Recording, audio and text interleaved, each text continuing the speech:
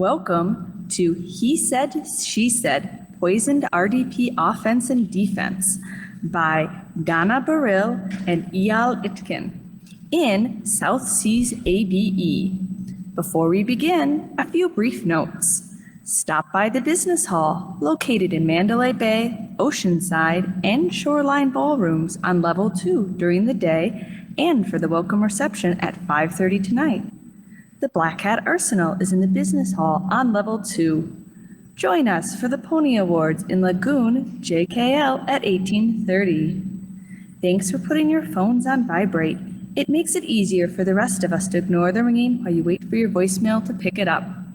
For the question and answer session afterwards, please remember to use the microphones available in the aisles.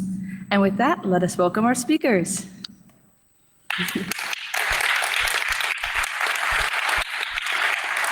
Hi, thank you for joining our session about poisoned RDP offense and defense. Before we start, we would like to introduce ourselves. So my name is Dana Baril. I'm a security software engineer working for Microsoft Defender ATP. My job is to investigate new threats and develop new detections. Eyal. Hi, thanks. Hi, I'm Eyal Itkin. I'm a vulnerability researcher at Checkpoint's research group. In this joint research, I was focusing on the offensive part. And now that we've finished with the introduction, let's begin. As you probably understood from the title of our talk, we're going to talk about remote desktop protocol, or RDP, which raises the question about, okay, so are we going to talk about Bluekeep? No. Bluekeep is a different vulnerability in the remote desktop protocol. It's an unauthenticated remote code execution vulnerability in Microsoft's RDP servers. This critical vulnerability was disclosed to Microsoft by UK's National CERT in May this year. It's gained a lot of media attention, and many security researchers fear that it might be used by threat actors to initiate a new wave of WannaCry like ransomware. However, in this talk, we're going to present and focus on a different attack vector, which focuses on clients and not the server itself. Let's begin. The motivation for our research lies in what we define as lazy lateral movement. Usually, an attack on an organization starts in a way that the threat actor already has one computer that is already compromised via USB or phishing email or anything like it. And once he has a single compromised machine in the corporate network, it will use it to start the second phase of the attack, which is called lateral movement. In the lateral movement phase, the attacker will use initial foothold inside the organization and will try to exploit multiple vulnerabilities to spread throughout the network to compromise computers and servers alike in order to harvest as many credentials as it could, and essentially hoping to take over the entire organizational network.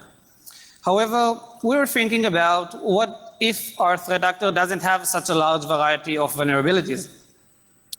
Therefore, we defined a new attack vector called lazy lateral movement, and this time our attacker will want strong users inside the network to somehow connect back to the already compromised single machine inside the network.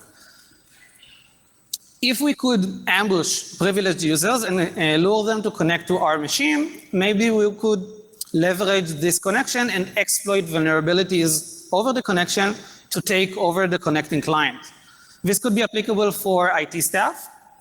For example, we will want to harvest and collect strong credentials, such as domain admin password inside the network. And for my day-to-day life, it could be applicable also for malware researchers. Malware researchers tend to execute malware samples on a daily basis in isolated virtual machines. And once in a while, the malware researcher will connect back to the machine and check up on the status of the malware. If the malware could leverage this connection and exploit a vulnerability in the software, it could escape the isolated virtual machine and infect the computer of the malware researcher. So essentially, our motivation is we want to lure people to specific machines and check if we could hijack the incoming connection. Once we defined this motivation, the goal and the subject for the research was quite clear. we chose to focus on RDP, on the remote desktop protocol.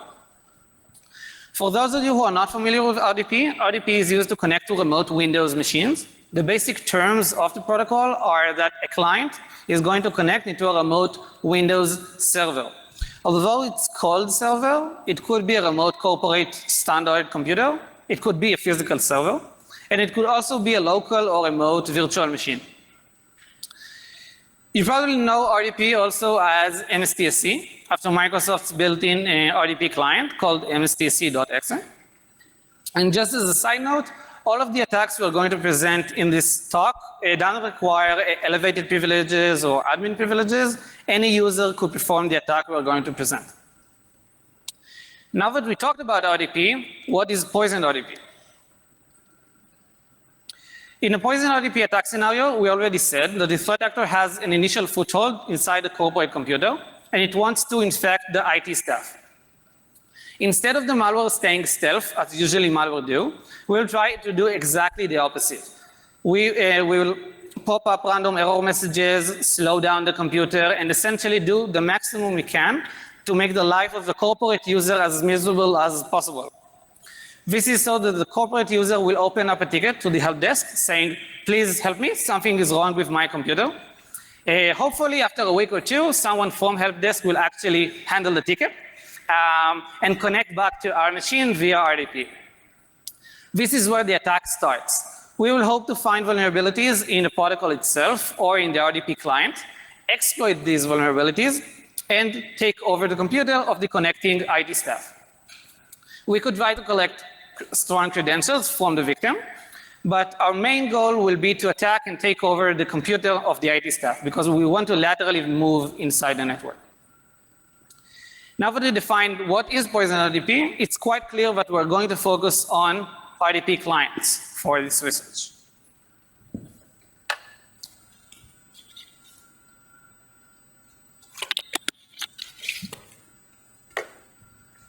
Okay, so we have several RDP clients. First of all, we have open source clients. The first client is our desktop. It's a quite basic RDP client. It doesn't support a lot of features, but it's the built-in RDP client in Kali Linux, for example. After that, we have FreeRDP. FreeRDP is way more mature. It supports many more features, and it's way more popular in GitHub, as you can see over there. And last but not least, we have a Microsoft's built-in RDP client called MSTSC.EXE, which is by far the most widely used RDP client out there. Having 3 clients, we had to decide, okay, where should we start? And we decided to focus on the easiest target to begin with. And this is our desktop. Our desktop is open source. It supports the least amount of features, and it has least amount of code lines when we checked it out. So our desktop was a clear choice to begin with when we want to start with the easiest target. Being open source, we could audit the code and actually learn how RDP works, because up until now, no one described to me how the protocol actually works. And from my personal experience, auditing the code and learning from the code about the protocol is much more useful than reading the standards, because you can only see features that someone actually implemented, and you hope that people actually use these features. But if you read the standard, you can find a future annex or an appendix that no one actually implemented by the industry. So auditing the code is my preferred weapon of choice. And so we started auditing the code and learning how RDP works. The goal was to focus on potentially vulnerable features and modules. So hopefully we'll have a specific feature that is prone to errors or vulnerabilities, and maybe it will include vulnerabilities in multiple RDP clients and not only in our desktop. Gradually, when we audit the code, we gain confidence. And once we think we finished covering all of this specific client, we'll move on to the next client and continue on with our research. Auditing the code, we learned a few things about RDP. And this is, the protocol consists of logical channels. This is a modular design. That means you have a channel for audio, a channel for video, and a channel even for clipboard. So you have a channel for everything. And in the code audit, you just need to know that you covered each of the channels. Just as a side note, Bluekeep will exploit vulnerabilities in the internal MST120 channel, which was supposed to be private, but was public and accessible to clients as well. In addition, RDP have support for multiple authentication methods. It's not really interesting from our side because in our case, the server will exploit vulnerabilities in the client, and the client is supposed to authenticate itself against the server. So the server could essentially say, yeah, you're okay, please connect, and then exploit the client. In addition, we have screen updates. When you see a screen, you get several updates, and each update is represented as a bitmap. Not a PNG file, not a JPEG image, plain old bitmaps, and that's it. And as I mentioned earlier, we also have basic clipboard types that are shared between the client and the server computer. Now that we learned about the RDP protocol, we audited the code of our desktop, and we actually found out that our desktop uses really naive C code with less than minimal checks most of the times. Most of the times, there are even no checks that minimal input was received before someone actually parses a packet, which is quite a common mistake in implementations of network protocols. And we find a few interesting vulnerabilities according to this specific bug. Overall, we found 11 critical vulnerabilities in this specific client and 19 vulnerabilities overall, which was quite high. Here you can see the list of the CVADs. And if you'll do the math fast enough, you can see we have only 10 CVADs in this list. And that's mainly because we weren't planning on finding so many vulnerabilities in our desktops, so we ran out of CVADs.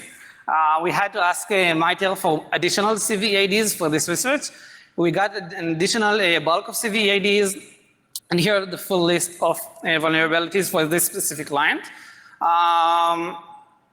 We found much more vulnerabilities than we hoped for, and we hope this is a good start for the next clients as well. In addition, we also found a complicated feature, and it turns out that parsing bitmaps is actually complex. When you send a bitmap update, it has its own width, height, and amount of bits per pixel. The attacker can control each of these fields, which are 16 bits in length. Afterwards, all of these fields will be multiplied to allocate a heap buffer that will contain the decompressed bitmap that was sent over the channel. However, since we as an attackers control each of these fields, if you position these specific values in each of the fields, upon multiply, it will overflow the 32 bits of the variables and will get truncated down to the value we can see over here. And this means that the logical size of the allocated buffer will be smaller than the actual size, of the allocated buffer will be smaller than the logical size that the decompression will try to use. So we actually are going to write more bytes over the heap buffer, essentially giving us a heap-based buffer overflow when decompressing the bitmap. So we'll mark this thing up as a complicated feature and hoping we'll find it again in several RDP clients afterwards. Okay, we finished with our desktop. It went quite good. Time to check if we have more luck with FreeRDP as well. And FreeRDP was a tough target. The C code looks better. It still has a few cracks when you look deep enough, but it has more checks, it's more documented, it supports more features, it has better code quality. However, it's still vulnerable to the exact same bitmap parsing we've just seen, so we had a good start. We found 5 critical vulnerabilities in this client and 6 vulnerabilities overall, and here are the CVADs for FreeRDP. So we found vulnerabilities in our desktop, we found vulnerabilities in FreeRDP. Time to check if you have more luck with Microsoft's client, MSTSC.EXE.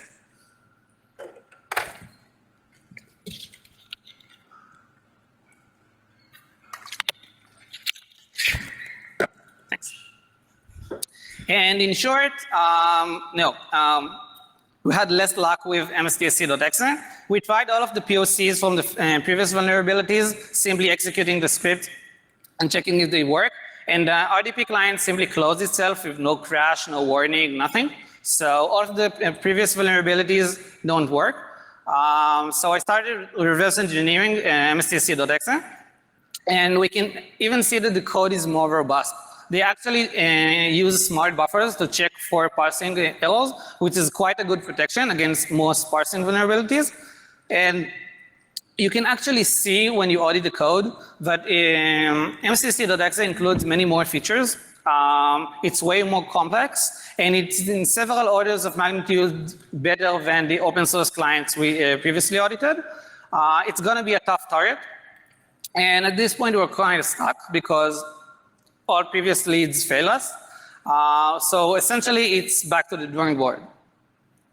And at this point, it was actually back to the clipboard, because up until now, the clipboard shared basic text types. We had CF text for ASCII and CF Unicode text for Unicode.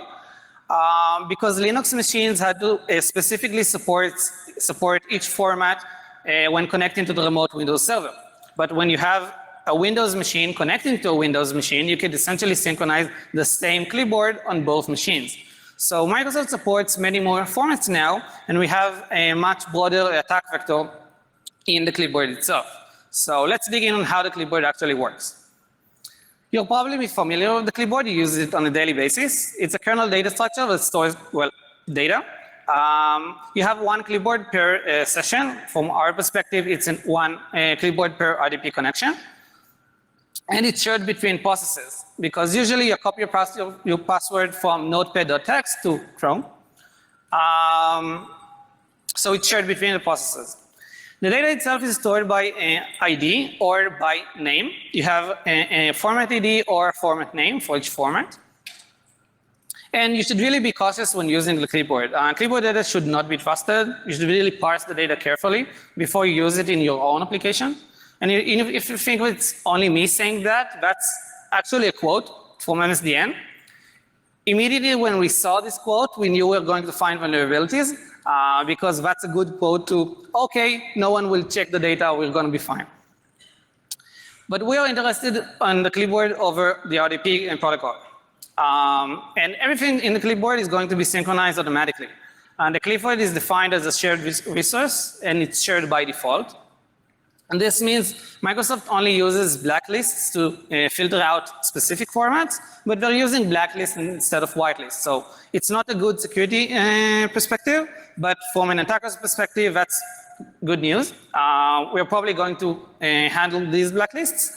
So you have a blacklist for formats that are going to be discarded by their ID, and a blacklist for formats that will be discarded by their name. And one final note, on RDP, you have something called delayed rendering.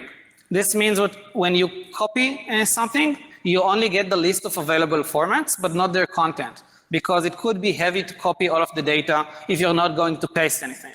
This means that if you copy a password and close the RDP connection, you won't be able to paste the password. You only know there's something of text, but you don't know what's the text because no one sent it to you.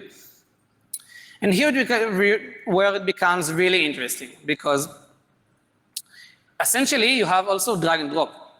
Drag and drop is the internal name Microsoft uses to copy files. And file copy operation uses multiple clipboard formats.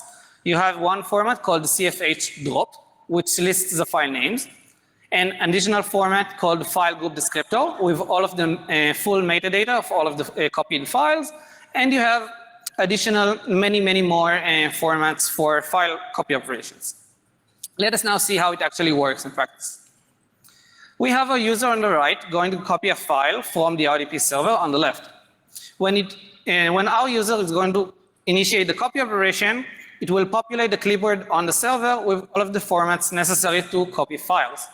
The server will then want to notify the client about each of the available formats. So the first format is CFH drop, but it's going to be filtered out by the blacklist.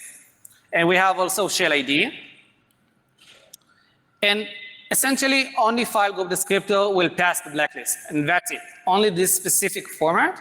And since we have delayed rendering, the client only knows there's an available file group descriptor, but not its content. Once the client will start to paste, it will request the file group descriptor from the server. The server, for some unknown reason, will intercept this request and exchange it with a request for CFH drop, and request a CFH drop format from its own clipboard. Once it gets the data, it will manually convert it back to file group descriptor that the client initially asked for, and will send the data itself to the client. Now the client knows which files were actually being copied on the server itself, so we could query for the file content of each file and get the copied file back to his computer. And that's essentially how you copy files over RDP. The main structure inside this process is file group descriptor. File group descriptor is a proprietary blob structure. It contains a list of file records. And in each record, we can see we have a metadata, for example, timestamps, and the file's path. And in our examples, it should always be the file name of the copied file. The client will get the data from the server and happily pass it on to the clipboard. At this point of the research, one of my team members, Omer, told me to try to find out where the sanitized the received path. So I tried. I really tried. But I couldn't find anywhere where they sanitize the path. So I told the server to send a file name of /filename.txt. And the client happily received this file, stored it in the clipboard, and even Explorer.exe happily notifies us that he is now going to copy a file name called /filename.txt. And this essentially means we found a path traversal over the RDP protocol. We notified Microsoft, we received an official CVE for this vulnerability, as you can see. And to break this down, when using copy and paste over RDP, a malicious server can drop arbitrary files to arbitrary file locations on the client's file system. You can simply drop your malware into the starter folder of the client, and that's it. Upon reboot, you have code execution on the client. But we wanted more. If you take it one step further, the clipboards are fully synchronized. This means that when you copy, you update the clipboard. This sends a clipboard.dr format list message to the other side, and the other side will update its clipboard accordingly. But what does it mean? The first scenario is eavesdropping. If you copy a password, I get it too. And that's not a bug. That's an actual feature because the clipboards are fully synchronized. But it also means that if the client is copying a file, I know about it too. So this leads us to the second scenario, being paste-only attacks. In a paste-only attack, we once again ambush the client. When a client is going to copy a file, we will start our own attack. We will send an update message and tell the client that we also copied something and send him our malicious file group descriptor with the path traversal. When the client will unknowingly paste the data, it will trigger the path traversal we initially prepared. Did we break them all? We find vulnerabilities in the 3 most popular RDP clients, so it's probably yes, but no, we didn't break them all yet. Time to move on to Hyper-V. I never used Hyper-V till now, but Microsoft allows you to use virtual machines on your Windows operating systems using a Hyper-V technology. This means I installed a Hyper-V on my Windows machine, started a Windows virtualized machine, tried to connect to it using the Hyper-V GUI manager, and I saw this suspiciously looking dialog box. This is the exact same dialog box from RDP, but I used Hyper-V manager, not RDP client. And you can even see that the clipboard is shared. Behind the scenes, Microsoft uses RDP for accessing the virtualized machines, even when you use Hyper-V on your machine. And that's mainly because Microsoft already implemented the code needed for seeing the screen, sending keystrokes, sharing the clipboard. So there's no real need to re-implement the wheel and implement again all of these features. Microsoft decided to simply use RDP for the GUI connection in your Hyper-V manager when you use Hyper-V VMs. So behind the scenes, we actually have RDP. Once I saw this dialog, I simply ran again the same POC I had earlier for RDP, and it worked on the first attempt. And actually, this means that the same path traversal over RDP is now a guest-to-host VM escape from a Hyper-V virtual machine. So let's see a video. This is a video over the Hyper-V test case. When we start, we can see that the client's startup folder is empty. Now we'll try to connect to the Hyper-V machine using Hyper-V manager. Initiating the connection. Just a plain old VM, that's it. And as you can see, it's a plain old VM, it's a malicious VM, but the client doesn't know it yet. And now when the client is going to copy an innocent text file from his local computer we will hijack this operation, prepare a malicious file group descriptor, and when the client will paste the same file on his computer, our startup, the startup folder of the client will contain our malicious script inside it, because we hijacked the copy operation with a paste-only attack, and that's it. After the reboot, the client will execute our malware from his startup. One last note, WDAG. WDAG stands for Windows Defender Application Guard. This essentially means you have a virtualized edge browser you could use to browse risky websites safely. You need to see your edge browser, so once again, use RDP to connect to the remote VM. This time we use HVSI RDP client instead of MSTSC.EXE. This change means that Microsoft decided to once, in this case, use whitelists instead of blacklists, and the clipboard starts off by default. And when you use it, you can only use two format types, for text or for images, and that's it. And this whitelist blocks our attack and means essentially it stops our vulnerability. You can't use it on WDAG. That's good news for Microsoft. And time to move on to the defense part by Dana. So Eyal reported his finding to Microsoft through the bug bounty program. And then Microsoft started to analyze all his finding and started to work on a patch. And this is where I stepped in, because I was thinking to myself, you know this moment where a new patch is released and a new vulnerability is published, and everyone are freaking out trying to install the patch as fast as they can in order to stay safe. I tried to find a solution for this scenario. And this is where I realized that a patch is not enough, because users remain vulnerable until they install the patch. So I was looking for a way to protect the users without any installation, without any need to install the patch. So what I tried to do is to develop a new detection based on existing telemetry that already exists in Windows 10 versions. So this way, customer can stay secure without updating to the new patch. So I have a few ground rules when I started to work on my detection logic. So my first rule was, yes, I should use only existing telemetry in Windows 10 that are already available to the users. My second ground rule was that I should be able to detect this breach from the victim side, from the victim machine. So as Eyal mentioned before, we have two machines here. One machine that is already compromised, which we mostly refer as the server machine, and one machine which is the client machine, and this is where the attack is moving forward to. So I've tried to develop a detection from the client side and protect the client from this threat. My initial instinct was maybe to use an RDP anomaly detection, but unfortunately for this attack scenario, this detection won't work. The reason it won't work because we don't have any RDP unusual behavior in this scenario.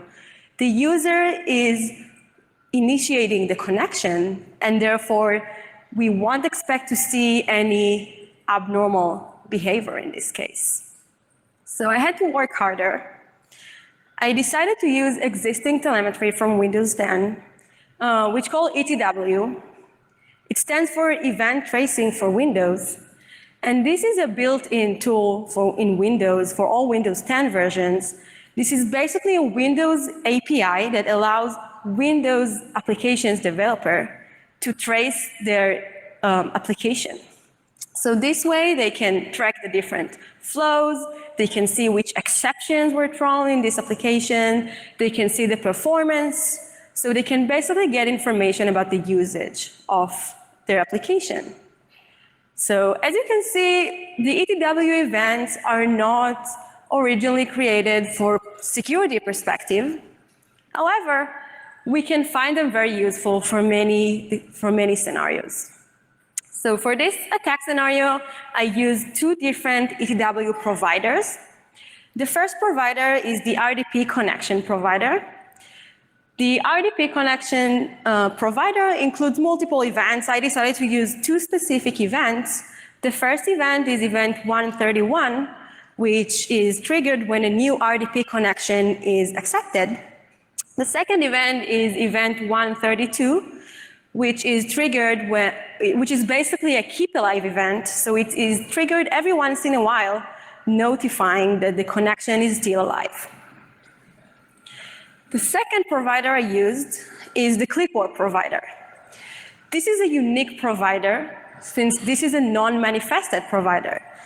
The meaning of non-manifested provider is that we don't have a manifest file that includes all the information and all the events that this provider provides.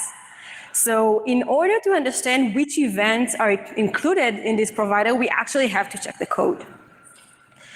So the clipboard provider includes multiple events. I specifically used a specific event that includes the API name. So it basically triggered every time an API from the clipboard is called. It includes the API that is called, so it could be get data, set data, other clipboard APIs. It includes some information about the format that was copied and the medium that it was copied to. And it includes information about whether the API call was successful or not. As you can see, I was surprised as well. We don't have here the clipboard content information. So we don't know which file was copied. We don't know which text was copied. And initially I was surprised, but after I was thinking about it for a while, it actually makes sense. There are multiple reasons why we don't have the clipboard content in this event. One reason is focused more about the size. I mean, we don't know what's the size of the text or the file we're copying, and therefore we don't want to parse that. But I think the major reason we don't have the clipboard content in the clipboard events is because we want to make sure the user's data remain private. So if the user, for example, copies a password, we don't want this password to be available in clear text in the logs, right? So it actually makes sense, and I can understand this boundary, why we don't have the clipboard content in the clipboard event. So before we can talk about the detection logic I worked with, we should see a demo. So I basically ran the same scenario that Eyal showed before. The only difference is that we're going to have an additional window on the bottom, and this window is a tracer. So you can see all the different ETW events that are triggered during the attack scenarios from the victim side perspective. So we initiate the RDP connection, and then we can see that a new RDP event is triggered, and then I copy a file, and when I paste the file on the client machine, we can see that multiple clipboard events are triggered. The reason we have multiple events and not only one event is because multiple files were pasted behind the scene, as you could see before. So I took this telemetry and tried to work on a very basic detection logic using only those ETW events. So my initial detection logic was, okay, so I can recognize that I am using that the client machine is in RDP session. You can use event 131 or event 132 to recognize an RDP connection. And then we can see that if during RDP connections we are pasting multiple files to the victim machine in a short period of time, we should suspect this case. We should say, okay, so multiple files were pasted to the victim machine, so maybe we are vulnerable to this vulnerability. Maybe it was exploited on our machine, and we should basically define this machine as suspicious.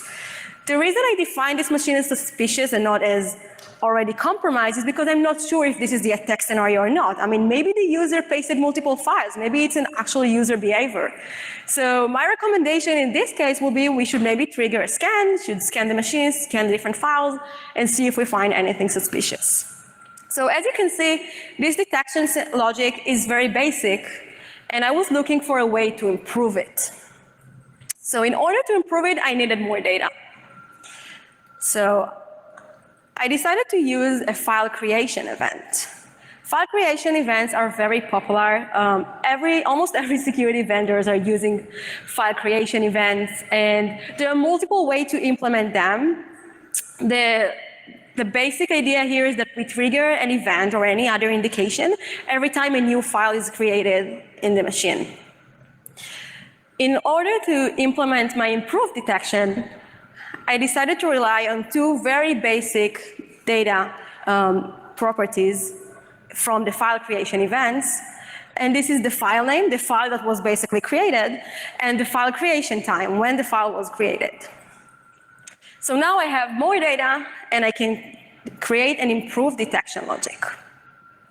So my new detection logic starts right like the basic detection logic. So we recognize an RDP session, and we recognize that multiple files were copied.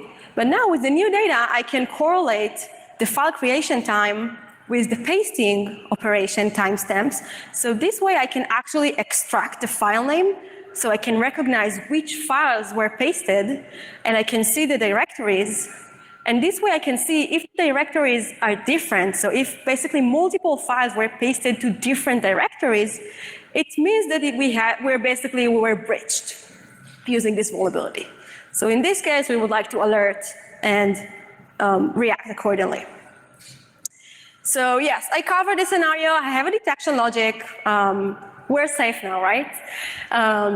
So as an experienced defender, I knew at this point that this detection is not enough. This detection is custom made for the specific attack scenario that Eyal described. But there are many attack scenarios out there that are very similar, and I was worried that if the attacker will change just a minor step, I won't be able to detect it anymore. So the way we like to think about detection in those scenarios, we try to learn the different malicious behaviors that we can recognize in the attack scenario and cover them by detections that are covering the behaviors and not the specific steps of the attack scenarios. So I look back on Eyal's attack scenario. I try to recognize behaviors. I recognized three malicious behaviors. The first behavior I recognized was the startup folder as a destination. So the idea in his attack was basically dropping file in the startup folder. That was the goal of the attack. So I tried to find an approach how to detect this malicious behavior. So there are multiple ways to do so. One way would be maybe an anomaly detection. We can basically trace new files that are created in the startup folders, recognize anomaly detections based on multiple features from the file creation events. And the other way is a more rule-based detection, which basically is scanning and analyzing each new file that is created under the startup folder. So this is the first behavior. I recognize another behavior, which is the clipboard as an attack scenario or as an attack vector. In this case, we can cover or detect this scenario using file pasting anomaly. We can use features like the number of files that are pasted or the directories of the files and recognize anomaly scenarios. The last behavior I recognize is the malicious basically just general malicious file dropping. So the goal was to drop malicious files to the victim machine, and the best way to detect this behavior is basically by file creation anomaly. We can use features like the file name, the file path, the file creation time, and so on. And now when I feel that our customer, our users are safe and can actually keep working without any updates, we can talk about the updates. So Microsoft released an OS patch to Windows 10 in last July Tuesday patch, which includes this fix for this vulnerability that Eyal reported. And actually the fix was very simple. So basically a new method was called in the clipboard flow, and you can see here in the binaries that this new validate file path was called. And this new method basically verifies before every pasting operation by extracting the file, the canonical file, extracting all the file path, comparing it to the file name, and making sure that they are aligned. So basically, before every pasting operation, we verify that the file we are pasting is actually the one we meant to paste. So to summarize, I would like to share with you the lessons we have learned during this research. The first lesson is about connecting different models. So as Eyal mentioned earlier today, the clipboards were designed initially to be used locally, and they were not designed to be trusted because multiple applications can access the data in the clipboard, but the user behaved and interacted with the clipboard as a safe clipboard, as a trusted clipboard. When Microsoft introduced a new feature for sharing multiple machines, it made sense to make the clipboard shared between those machines. It's a very basic user experience, and therefore it was natural to have this feature available for RDP connections. However, this exposed machine to a clipboard they can no longer trust. And this is how basically this vulnerability was introduced. The second lesson we have learned is about Windows telemetry. We realize that Windows telemetry is an important tool in the Defender's toolbox. It is very useful for defending scenarios, for defending models. But we actually see attackers using the Windows telemetry into considerations when they perform new attack techniques. So for example, we see many attackers clearing the Windows event logs after they finish their malicious activity in order to cover their traces. The last lesson we have learned is about how our industry can benefit from this cross-community collaboration. So thanks to the trust and the transparency between the security community, we could find new vulnerabilities, we could effectively protect users, and we can fix them and share it with everyone here. Before we move to the questions part, I just want to say that Eyal and I wrote a very detailed white paper that includes all the information about our research, and we would like to share it with everyone. Thank you.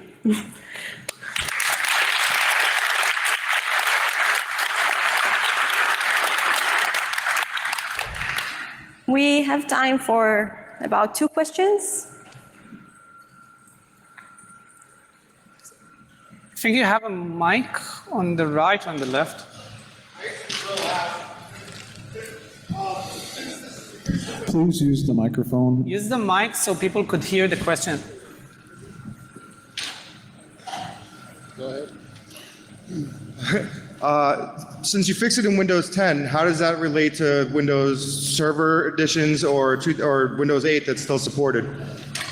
The patch was released on July's Patch Tuesday, and it covers practically all of the OS versions for Windows because it was applicable for the RDP client in all versions. So the patch covers Windows 10, but it also covers Windows servers, Windows 7, and so on.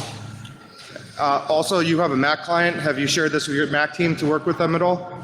With your Apple team? Can you get closer to the mic? I'm sorry. You have an Apple RD client. Have you shared this with them so they can fix it on their end as well? When I tested it, it seems that on Apple products, they tend to use a FreeRDP or a custom version of FreeRDP, and FreeRDP patched all of the vulnerabilities roughly at January this year, so they should be okay. Same thing for our desktop, which patched it on February this year. All of the vulnerabilities we've shown in the presentation were patched, and the patches were already released to clients. Thank you. Hi. In your detection scheme, you shown that pasting into the startup directory is a suspicious activity. But how about dropping files to other directories? Yes. So as I said in the last malicious behavior that I recognized, basically file dropping to new machines. So we basically would like to detect different cases of file creation on the machine by anomaly detection. So this is how we cover this scenario. Thank you. Yeah, I have another question for you. In the Microsoft version of the MSTSC, there is a checkbox for enable remote level or network level authentication. Did you turn that on or use it, or did that change the outcome of what you've been doing?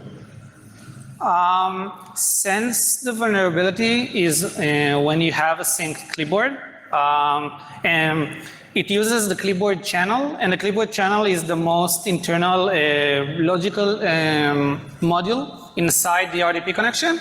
This means that it has nothing to do with the authentication or anything you use, encryption, compression, anything about the RDP protocol, which even makes it harder for network-based products to filter out this attack scenario and have an IPS detection, for example. The only thing you can do for your RDP client to be safe if you're not patched is you can simply disable the clipboard sharing synchronization. And this means you won't have your clipboard, but you won't be vulnerable too. Anything otherwise will stay the same. The vulnerability will stay. It will be exploited exactly the same. It won't change nothing in this scenario. Thank you. You mentioned there was a white paper. Where can we find that? In Black Hat website. I'm not sure exactly when it's going to be released, but it will be there. Great, thank you.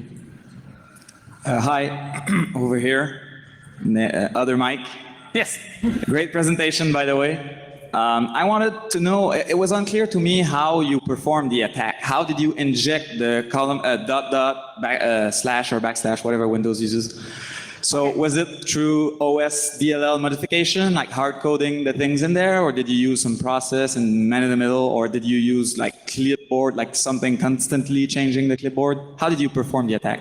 Okay, it's a good question. We have all of the details in the white paper, but it's actually not plainly obvious. What happens is on the server, you have a service for RDP, but I told you that the vulnerability could be exploited without elevated privileges, so without touching the service. And it seems that the service is using an additional process called RDP clip, and RDP clip is a broker for the clipboard. So I patched RDP clip to load my own DLL, and when I see someone copies a file or pasting a file, it will redirect the logic to my DLL, and my DLL will replace the file's path with ... after RDP clip was supposed to verify the path on its own. Actually, RDP clips verifies the content of the clipboard. So if you manually change the clipboard and that's it, the attack won't work. You can think of it on a client-side verification on the server. So I patched RDP clip. RDP clip simply sends the file group descriptor to the service. It will later on be sent to the client, and that's it. So eventually we had a patched version that exploits the vulnerability when you copy files. Excellent, thank you. Hello. So you mentioned that this detection was based on the logs and the events which are being generated on the client side, and they were probably being sent to Microsoft, the mothership. So are these events sent to Microsoft even if the user has turned off the diagnostics or sending out the diagnostic events? My question is is this detection going to cover all the clients or only those clients which have enabled the diagnostic events to be sent to Microsoft? So yeah, this is a very simple detection technique. By the way, I didn't mention, but 94% of the pasting operations includes only one item. So this detection is actually very useful. You can use it on your own machine without any security vendor installed on your machine. You can just basically implement it by yourself using the ETW event providers. I specifically work on Microsoft Defender ATP, so I implemented everything you saw in our product. Thank you. It can be used by any security vendor since it is used by, we used only built-in telemetry. Cool, thank you. Cool, thanks for coming.